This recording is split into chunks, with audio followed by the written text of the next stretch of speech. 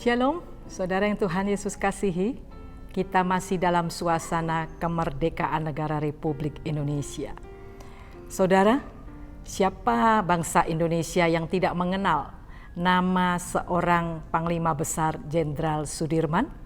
Beliau adalah pahlawan nasional berasal dari kota Yogyakarta, dan beliau adalah pemimpin tentara Indonesia untuk melawan agresi Belanda yang kedua setelah kemerdekaan kita dinyatakan tahun 1945. Saudara yang Tuhan Yesus kasihi, pada waktu itu ibu kota negara kita adalah masih di kota Yogyakarta. Dan di sanalah Panglima Besar Jenderal Sudirman melawan tentara Belanda dan sekutunya untuk merebut kembali, untuk mempertahankan kemerdekaan negara kita yang berdaulat. Nah, saudara yang Tuhan Yesus kasihi, begitu besarnya jasa Jenderal Panglima Sudirman sehingga namanya sering diabadikan di setiap jalan-jalan protokol di seluruh Indonesia. Bangsa Indonesia sangat bangga memiliki seorang pahlawan yang sudah berjuang untuk merebut dan mempertahankan kemerdekaan kita. Dan dengan perjuangannya, Belanda dan sekutunya akhirnya keluar dari Indonesia. Saudara yang Tuhan Yesus kasihi, selain berperang melawan penjajahan agresi Belanda yang kedua, Jenderal Sudirman selain secara fisik, dia juga melakukan peperangan dengan kata-kata, yaitu banyak memakai slogan-slogan, yaitu kata-kata semangat untuk memberi semangat kepada para tentaranya. Nah, salah satu saudara slogan yang terkenal yaitu Jenderal Sudirman mengatakan bahwa kejahatan akan menang bila orang yang benar tidak melakukan apa-apa. Pada waktu itu penjajahan merupakan suatu kejahatan besar. Oleh sebab itu, untuk membangkitkan semangat para tentaranya, Jenderal Sudirman membuat satu slogan. Dia mengatakan, sekali lagi saya tekankan, kejahatan akan menang jika orang yang benar tidak melakukan apa-apa. Saudara setuju dengan pernyataan ini?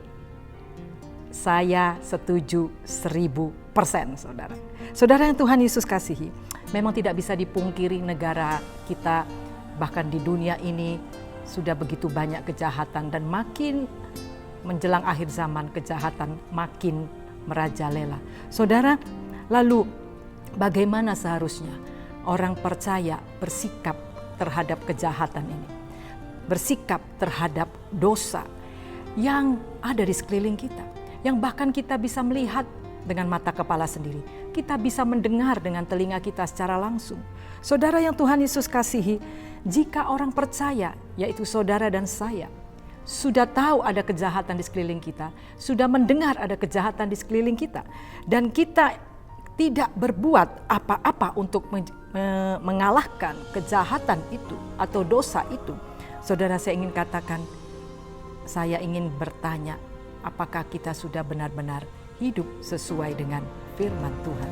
Saudara yang Tuhan Yesus kasihi, tentu saja saya yakin saudara sepakat dengan saya.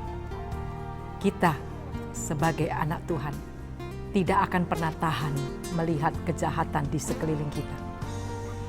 Nah, selain itu, dengan tekad yang bulat untuk mengalahkan kejahatan, kita juga harus punya satu senjata, saudara, untuk mengalahkan kejahatan itu. Kita tidak boleh membabi buta, kita tidak boleh memakai cara-cara dunia untuk mengalahkan kejahatan. Karena jika kita memakai cara-cara dunia, cara-cara orang berdosa, itu sama saja dengan kita menambah kejahatan lagi di dunia ini. Saudara yang Tuhan Yesus kasihi, seperti apa pola atau standar kebenaran yang harus dipakai oleh orang-orang benar untuk mengalahkan kejahatan? Saudara, kita melihat di dalam Injil Yohanes 1 ayat 17. Firman Tuhan berkata demikian, sebab hukum Taurat diberikan oleh Musa, tetapi kasih karunia dan kebenaran datang oleh Yesus Kristus. Saudara, hukum Taurat pada waktu diberikan oleh Allah kepada Musa sangat baik, Dan hukum Taurat ini adalah standar hukum yang harus ditaati oleh bangsa Israel pada waktu itu.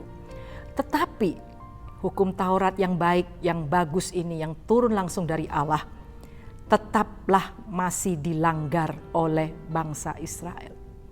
Sama saudara, kita ada di negara Indonesia, kita memiliki undang-undang, kita memiliki peraturan-peraturan hukum yang baik, yang bagus dan yang tegas. Tetapi masih juga banyak kejahatan terjadi.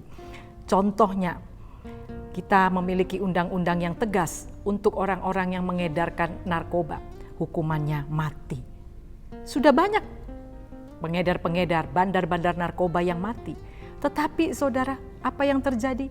Masih juga ada orang-orang yang tertangkap yang merupakan bandar narkoba. Kelihatannya mereka tidak jera-jera dengan hukuman mati yang sudah disiapkan oleh pemerintah. Contoh yang kedua, bahwa hukuman berat sekarang berlaku untuk para koruptor. Saudara, tetapi masih banyak juga orang-orang yang melakukan praktek korupsi. Seolah-olah mereka tidak takut dengan hukum yang begitu besar. Nah, saya ingin kita belajar lebih jauh lagi. Kalau hukum-hukum itu saja dilanggar, bagaimana, adakah hukum berikutnya?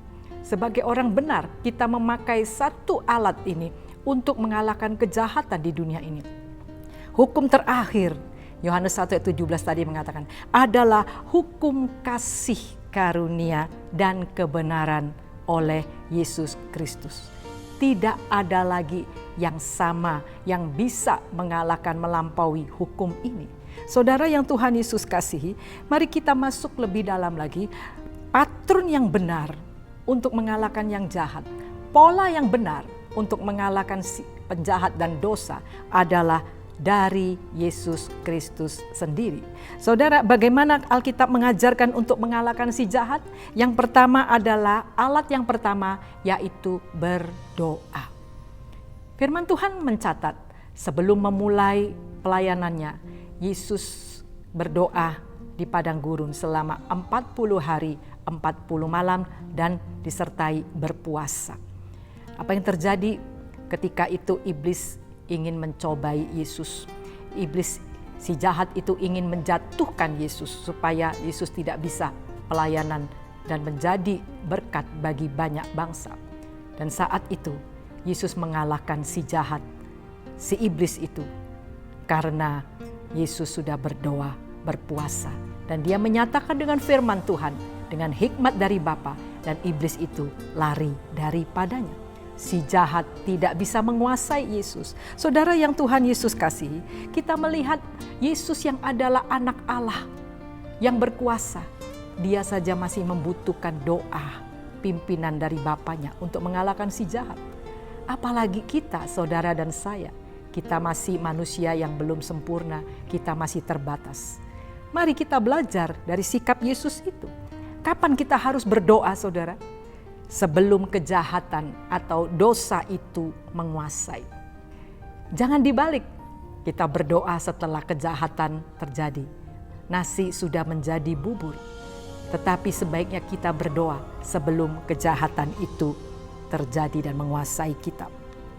Kita baca dalam Lukas 22 ayat 46. Bagaimana Yesus mengajarkan murid-muridnya supaya berdoa sebelum kejahatan itu menguasai kita. Lukas 22 ayat 46 firman Tuhan mengatakan, katanya kepada mereka, mengapa kamu tidur?